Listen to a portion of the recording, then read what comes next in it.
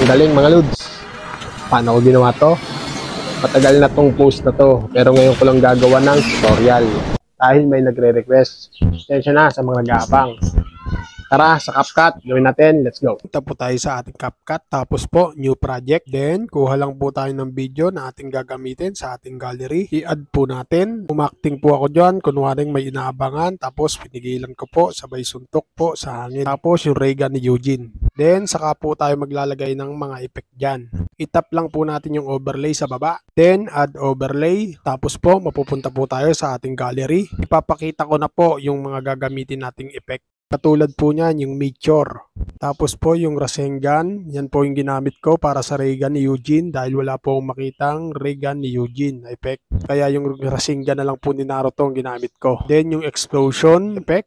Tapos po, yung mga usok, yan, yung mga smoke effect. Sa YouTube ko lang po nakuha yun lahat. Ilagay ko na lang po sa comment section yung link. Ang una po natin ay yung Meteor.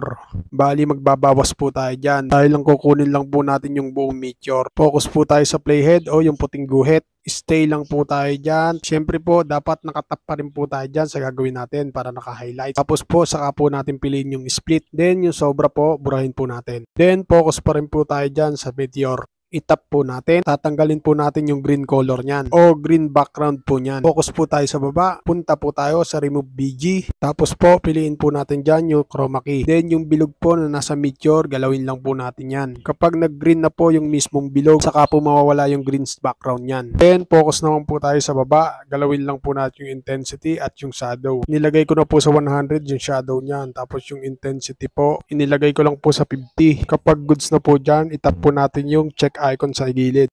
Hindi pa po tayo tapos dyan dahil may mga kulay green pa po yan sa gilid.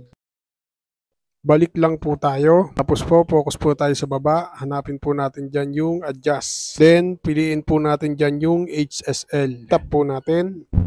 Tapos po, piliin lang po natin yung kulay green. Saka po natin i-adjust sa negative 100 yung tatlong nasa baba. Pag goods na po tayo dyan, check natin. Yan po, klaro na po yan. Wala na pong bakas ng green sa gilid. Next po natin, timing naman po natin yung Meteor. Dun sa kunyaring napigilan na niya yung Meteor. I-hold lang po natin yung Meteor tapos tapat natin dyan sa pinakataas. Basta po kunwaring napigilan na po niya. Yan. Then, focus po tayo sa first layer. Tap po natin yung pinaka first layer. Dahil ikakopy po natin yan. Focus po tayo sa baba. Hanapin po natin sa baba yung duplicate. Piliin lang po natin yung duplicate. Kapag may duplicate na po tayo, stay lang po tayo dyan dahil ibababa natin yan gamit ang overlay. Focus po ulit tayo sa baba. Piliin lang po natin yung overlay. Kapag naibaba na po natin, drag lang po natin yan dyan sa unahan. Ipantay lang po natin dyan sa kinopyahan natin. Kapag goods na po, itap lang po uli natin. Tapos po, hanapin po uli natin sa baba yung remove BG. Tapos po, auto removal. Antayin lang po natin mag green check dyan. Kapag nag green check na po, itap lang po natin yung check sign sa gilid. Tapos po, abante po tayo. Stay lang po tayo sa pinakadulo niyan. Then, focus po ulit tayo sa baba. Hanapin po natin sa baba yung freeze. Tap lang po natin yung freeze. Ngayon po may freeze na po tayo. Stay lang po tayo dyan. Focus po tayo sa tao sa pagsuntok niya po sa Meteor. Stay lang po natin dyan yung playhead o yung puting guhit. Saka po natin itap yung split.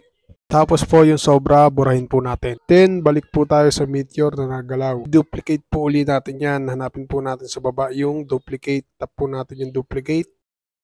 Kapag may duplicate na po uli tayo, press po uli natin yan. Tapos lagay natin doon. Duktong po natin dyan sa pinrest natin. Tapos po, stay pa rin po tayo dyan. Dahil i-reverse po natin yan. Pababalikin natin kumbaga. Hanapin lang po natin yung reverse sa baba. Antayin lang po natin mag 100% yan. Kapag goods na po tayo dyan, abante po tayo. Focus po tayo sa paglayo ng Meteor. Stay lang po tayo dyan dahil maglalagay po tayo dyan ng keyframe o diamond. Kapag nagka-diamond na po yan, abante po tayo. Tigil po tayo dyan. Saka po natin galawin yung Meteor papalayo. O sana pong magkaka-diamond dyan. Tapos po, atras po tayo. Focus po tayo sa pagyuko ng tao. Tap po natin sa baba yung overlay. Add overlay. Kunin po natin yung Rasengan. Yan po yung gagawin nating ray gun effect. Kapag na-add na po natin, tanggalin naman po natin yung black background yan. Itap lang po natin yung splice sa baba. Tapos Tapos po, mapupunta tayo dyan. Piliin lang po natin yung filter. Tapos po, i-timing na po natin yan dun sa kamay niya, sa pagyuko. Kapag nailagay na po natin dyan sa tamang lagayan, stay lang po tayo dyan sa unahan yan. Dahil maglalagay po tayo ng keyframe o diamond dyan. Tapos po, isumpo muna natin. Then, abante po tayo konti. Focus po tayo sa diamond. Kapag nagputi na po yung diamond, tigil po tayo dyan. Focus po tayo sa paggalaw ng tao. Susunod po natin yung Rasengan o yung ray gun effect po. Tapos po, abante po uli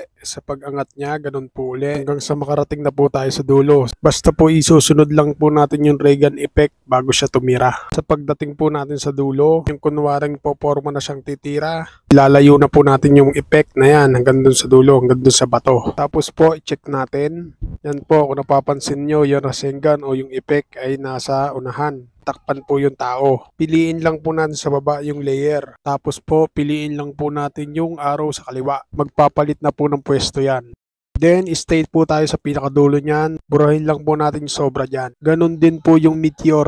Burahin po natin yung di natin kailangan. Tapos po, mag-add po uli tayo ng effect dyan. Yan pong explode effect. Katulad po sa ginawa natin sa meteor effect sa pagtanggal ng green background. Same process lang din po gagawin natin dyan. Tapos po, itatapat lang po natin yan dun sa bato o dun sa meteor. Tapos po, i-check po natin kung goods na.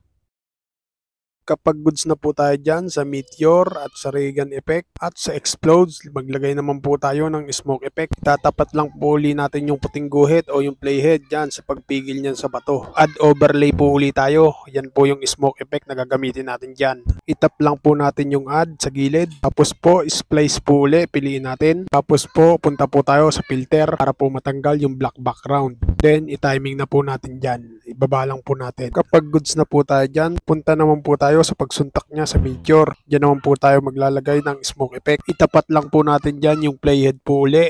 Tapos po, overlay po uli, add overlay. Tulad po ng ginawa natin sa unang effect o sa smoke effect, same process lang din po ginawa natin dyan. Medyo ita-timing lang po natin dyan, yan sa pagsuntok. Finally, kapag all goods na po, ready to export na po natin. Nasundan po ba? Sana nasundan. At sana nakatulong. At kung nakatulong, pakishare mo naman ang video ito para makatulong din sa iba. Shoutout nga pala sa mga star sender natin. Paano mga Lord? Salamat sa inyong panonood at thank you Lord. Peace out.